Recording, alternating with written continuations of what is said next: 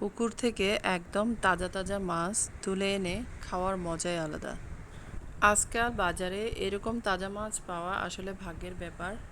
যদি থাকে নিজের একটা পুকুর, তাহলে তো আর কথাই নেই, এরকম তাজা তাজা মাছ খাওয়া যায়। মাশাল্লাহ, মাছগুলোর সাইজ কিন্তু অনেক বড় হয়েছে। তো চারপাশ থেকে সবাই দাঁড়িয়ে দাঁড়িয়ে দেখছে। আসলে শুধু খাওয়াই নয়, সেই প্রাকৃতিক দৃশ্যটাও ছিল মন বড় ছিল খুলে উপভোগ করার মাশাআল্লাহ। মতো। গ্রাম বাংলার সৌন্দর্য, ঐতিহ্য আর সরল জীবনধারার প্রকৃত আনন্দ ঠিক এখানেই লুকিয়ে আছে।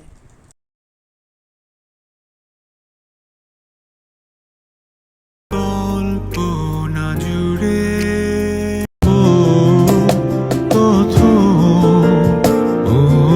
খুব ভোরে চলে এলো জেলেরা মাছ ধরতে। তো সাধারণত মাছ ধরা হয় খুব ভোর থেকেই। একটু রোদ উঠলেই মাছগুলো পানির গভীরে চলে যায়। তো সকাল সকাল মাছ ধরাটা আসলে ইজি, এটা জেলেরাই বুঝে।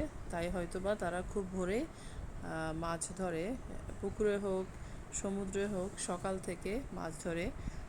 কিছু কিছু মাছ ধরা হয় রাতে, এই সম্পর্কে আসলে আমার কোনো আইডিয়া নেই। আসলে খুবই সুন্দর একটা দৃশ্য, মাছ ধরার দৃশ্য। মাছগুলো লাফাচ্ছে, এই যে সমস্ত মাছ জালে চলে এলো, টেনে নিয়ে এসেছে।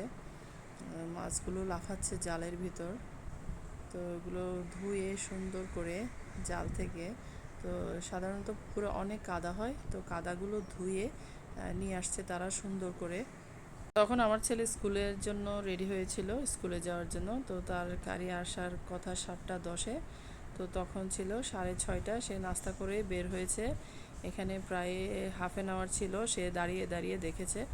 ছোটোবেলায় আমরা অনেক দেখেছি, আমরা দল বেঁধে চলে যেতাম যেদিন মাছ টানা হবে শুনতাম। তো রাতের বেলা যখন আমার আব্বা আম্মা বলতো, তো সকালবেলা আমরা চলে যেতাম নাস্তা করে স্কুলে যাওয়ার আগে। তো দাঁড়িয়ে দাঁড়িয়ে দেখতাম। এই দেখেন কি সুন্দর করে লাফিয়ে লাফিয়ে মাছ, কিছু মাছ চলে যাচ্ছে, কিছু মাছ হাত দিয়ে ফেলে দিচ্ছে। তো যেগুলো ওদের মনে হচ্ছে এগুলো আর একটু বড় হতে হবে, তাই তারা এগুলো আবার ছেড়ে দিচ্ছে। তো যেগুলো একদম সাইজে বড়, সেই মাছগুলোই তারা বেছে বেছে জালে নিয়ে রাখছে।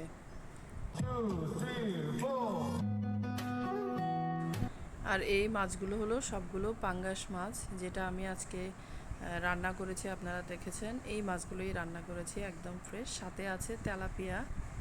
তো এই হলো চমৎকার একটা মাছ ধরার দৃশ্য, তাই আপনাদের সাথে শেয়ার করলাম। ভালো লাগলে আপনারাও আমার ভিডিওটা শেয়ার করে দিবেন। ভালো থাকবেন সবাই।